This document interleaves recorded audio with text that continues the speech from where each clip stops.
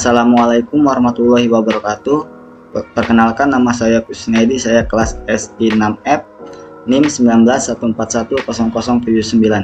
Baik, di sini saya akan mempresentasikan atau akan mengerjakan UAS mata kuliah IT Risk Management. Berdasarkan materi 11, 12, 13, buatlah video presentasi Anda yang sesuai dengan materi di atas. Pilih salah satu materi. Di sini saya akan membahas materi 13, yaitu tentang pendekatan matematis dalam perencanaan. Langsung saja kita bahas. Pendekatan perencanaan adalah sudut pandang atau persepsi organisasi dalam menyusun rencana. Pendekatan ini bertujuan untuk menyerap data dan informasi yang diperlukan saat menyusun rencana. Perencanaan tidak akan bisa disusun tanpa adanya data dan informasi yang berkaitan dengan aktivitas dan tujuan organisasi. Saat ini sudah banyak pendekatan perencanaan yang diterapkan organisasi yang tentunya sudah menyesuaikan dengan kebutuhan dan budaya organisasi tersebut. Adapun nama dan jenis pendekatan perencanaan itu pastinya bisa menjadi referensi baru bagi kita untuk dipelajari. Secara umum ada empat model pendekatan perencanaan, yaitu yang pertama bottom-up approach, yang kedua top-down approach, dan yang ketiga interactive approach, dan yang terakhir yaitu yang keempat dua level approach. Baik, di sini saya akan membahas apa itu bottom-up approach. Bottom-up approach, pendekatan ini dilakukan dengan cara menyerap data dan informasi dari struktur paling bawah organisasi, kemudian dirumuskan oleh pimpinan menjadi sebuah rencana utuh. Yang kedua itu ada top-down approach. Ini adalah kebalikan dari bottom-up approach, yaitu pimpinan organisasi yang terlebih dulu merumuskan rencana kemudian dipaparkan kepada anggota di bawah kepemimpinannya. Dan yang ketiga itu interactive approach. Kondisi interactive approach ini adalah penyusunan rencana yang dilakukan secara bersamaan oleh pimpinan dan anggota organisasi. Dan yang keempat itu ada dua level approach, yaitu pendekatan ini maksudnya adalah pimpinan dan anggota menyusun rumusan rencana mereka masing-masing, kemudian disatukan menjadi rencana utuh. Pendekatan matematis dalam perencanaan, yaitu metode transportasi dalam program linear. Jika masalah perencanaan agregat dipandang sebagai masalah alokasi kapasitas operasi untuk memenuhi permintaan yang diperkirakan, maka rencana agregat dapat dirumuskan dalam format program linear. Kemudian ada linear decision rule atau bisa disingkat LDR. Model perencanaan agregat yang berupaya untuk mengoptimalkan tingkat produksi dan tingkat jumlah tenaga kerja sepanjang periode tertentu.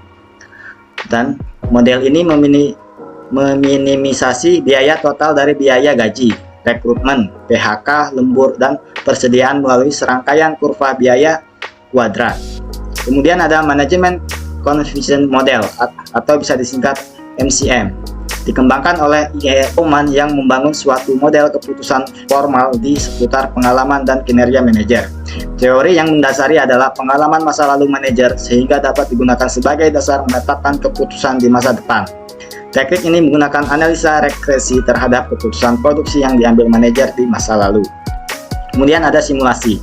Suatu model komputer yang dinamakan penjadwalan lewat simulasi pendekatan. Simulasi ini menggunakan prosedur pencarian kombinasi nilai yang biayanya minimal untuk ukuran jumlah tenaga kerja dan tingkat produksi. Kemudian ada disagregasi. Output dari proses perencanaan agregat biasanya berupa jadwal produksi untuk pengelompokan produksi berdasarkan famili. Misalnya untuk produsen mobil, output memberikan informasi mengenai beberapa mobil yang harus diproduksi, tetapi bukan pada beberapa mobil yang berisi A, berseri B, maupun berseri C. Jadi berupa jumlah keseluruhan output yang dihasilkan tiap periode tertentu, bukan berdasarkan tipe. Kemudian ada perencanaan agregat di sektor jasa. Pada kenyataan sektor jasa seperti bank, usaha angkutan, restoran, cepat saji, penerapannya lebih mudah daripada di perusahaan manufaktur. Pengendalian biayanya meliputi pengendalian yang ketat atas jam kerja di perusahaan jasa dapat dipastikan menghasilkan tanggapan cepat terhadap respon konsumen. Kemudian fleksibilitas keahlian pekerja perorangan pada tingkat output atau jam kerja untuk memenuhi permintaan yang sudah diperkirakan. Pentingnya strategi penjadwalan jangka pendek. Yang pertama yaitu dengan penjadwalan yang efektif, perusahaan dapat menggunakan asetnya dan menghasilkan kapasitas investasi yang lebih besar dan sebaliknya mengurangi biaya. Dan yang kedua, penjadwalan menambahkan kapasitas dan fleksibilitas yang terkait dengan dan memberikan waktu pengiriman yang lebih cepat, dan dengan demikian pelayanan kepada pelanggan menjadi lebih baik. Dan yang ketiga, dengan menggunakan konsep penjadwalan jangka pendek, maka keunggulan kompetitif dengan pengiriman dapat diandalkan. Isu-isu penjadwalan. Yang pertama ada penjadwalan berkaitan dengan waktu operasi. Penjadwalan dimulai dengan perencanaan kapasitas yang meliputi fasilitas dan penguasaan terhadap mesin, kemudian jadwal induk, membagi rencana kasar, dan membuat jadwal keseluruhan untuk output. Dan yang kedua, penjadwalan jangka pendek menerjemahkan keputusan kapasitas, rencana jangka menengah ke dalam urutan pekerjaan, penugasan khusus terhadap karyawan, bahan baku, dan fasilitas. Berbagai isu yang berkaitan dengan penjadwalan diantaranya. Pertama, penjadwalan ke depan dan ke belakang. Penjadwalan ke depan memulai skedul atau jadwal segera setelah persyaratan diketahui. Banyak digunakan pada rumah sakit, klinik, restoran, untuk makan malam, perusahaan permesinan.